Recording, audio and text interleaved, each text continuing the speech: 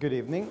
Roger and I work at Park, and we spend a lot of time thinking about what is the next big technology and how people may work with it. And we have a vision about the Internet of Things, and that is to put you in charge. People often don't realize the direction and the significance of new technologies. So, as you already know, Henry Ford once famously said that his customers would have liked a faster horse, but the real problem was to create a transportation device that was different. But increasingly today, our problems cannot be solved with a horse or one car, but with solutions that empower us, each of us, to find our own solutions to our problems. How do we approach problems? The lady you see here was the pinnacle of office technology, and she was a 200 word per minute typer, and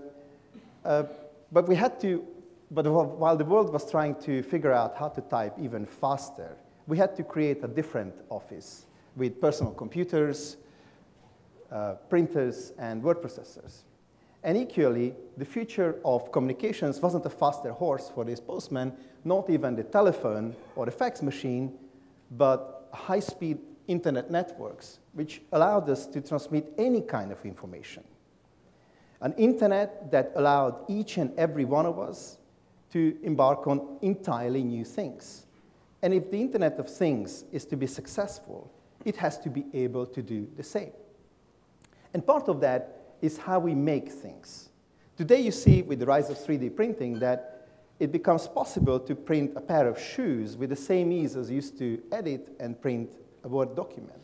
But we think that printing is on the verge of another revolution, potentially enabling us to print smart things so that we can make them smart, and we can make them part of the Internet of Things.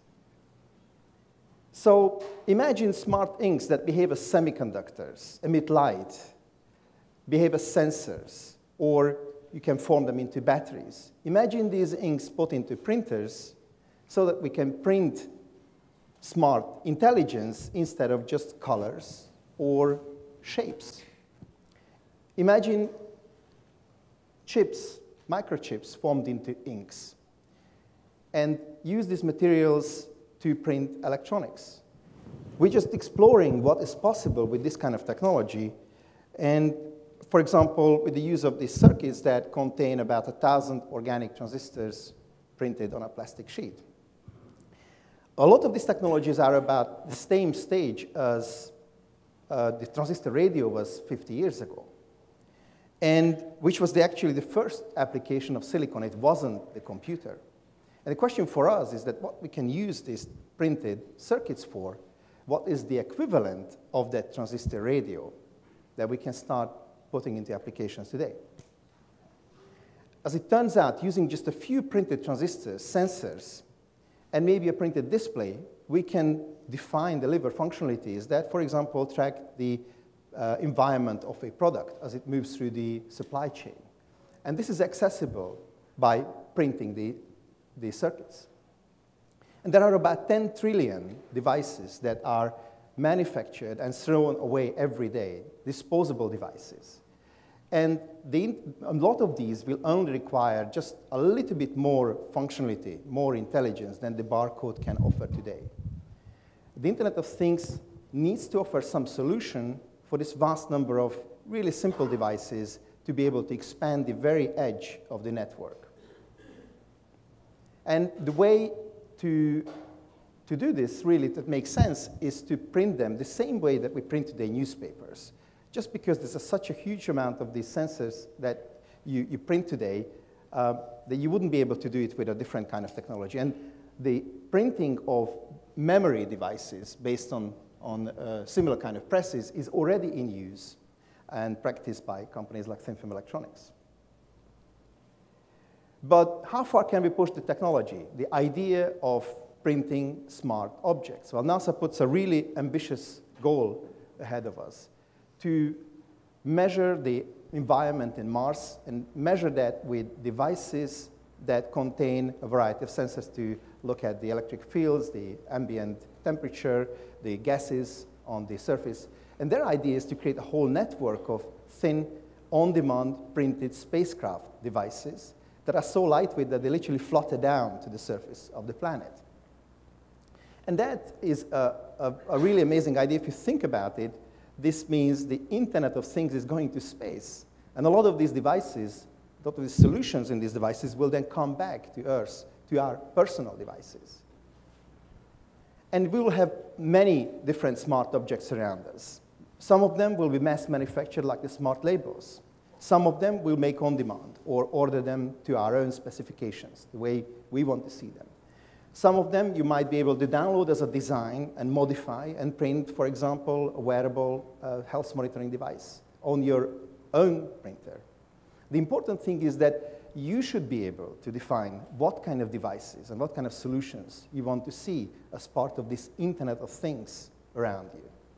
And it's all going to be great having thousands and thousands of these devices around us, but what does it mean in terms of the huge amount of data that will come and go between them?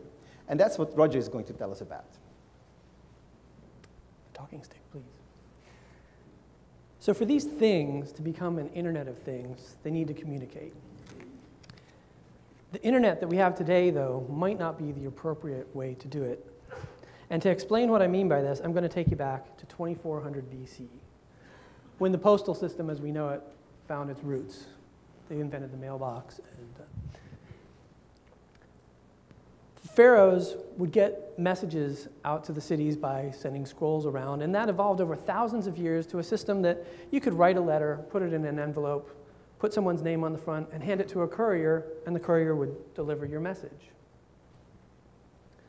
The problem with this, even after thousands of years of evolution into the middle of last millennium, was that it didn't scale. The names were the first problem. If I wanted to send a message to John, well, the courier needed to know what John. So we added a surname on there, John Smith. Well, he's the blacksmith in town, okay. But that didn't really get to the heart of the problem. The real problem was that people move around. So you've got couriers out aiming at a moving target. To get around this problem, we needed a breakthrough, and we needed something that I think is kind of interesting and people take for granted, and that is the address. It's a simple thing. It's just a structured name, right? It has a region, a city, a street, and a number. And that's enough information for a courier to get the letter to where you want it to go. Computers work in much the same way. They actually have addresses. So when packets are moving around in the network, they have addresses. They're going to an address. The problem is, in 2008, the number of devices on the internet surpassed the number of people on the planet. The problem is that many of the devices that are going onto the internet now are mobile devices that move around. The problem is that if we can print devices, we're going to make them and destroy them with abandon. The problem is that our foundation,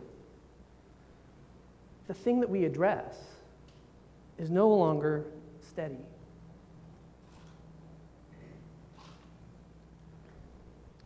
So what do we do with an internet that looks like this? I work on a project called content-centric networking. And the idea of content-centric networking is to put information at the center of the network. You send packets to information. You request information by name. You don't care where it came from. This has some interesting implications. For example, with privacy, security, and trust, right now, the model is that you've got two devices and they talk over a secure link. That doesn't work so well sometimes, though, because the data is what I really care about. And if you have some sort of something that generates data that I'm not interested in or is the wrong information, or say you have a virus or even a Trojan horse on that other machine, I still get the data securely, but I can't trust it. Content-centric networking changes the relationship of trust to it's now between me and the data. So each packet can be signed.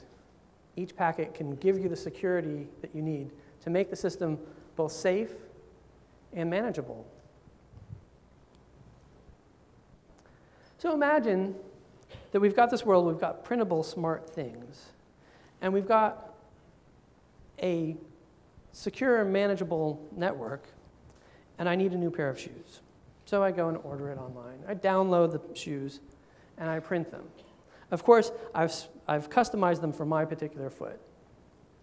I print them out, and they've got sensors in them that tell me that I'm too fat, that tell me that I don't walk enough, and of course, I've figured out exactly how I would want them to annoy me, but the information from them will join my digital self online, right? It'll be part of my digital persona. It is the constant thing. The structure of the information can stay. While information is flying back and forth on the network and moving around at incredible speed, the structure is something that we can address. We can put addresses on it. We can name the data. And so I've got these smart shoes, and they're adding to my information, and then I get tired of them, and I put them in the shredder and print out another pair. The information stream will be maintained. It'll be continuous. In order to make a vision like this happen, we need a secure, safe internet that's manageable. We need things that are intelligent and available on demand. In short, you should join us as we reinvent the internet and reinvent things. Thank you very much.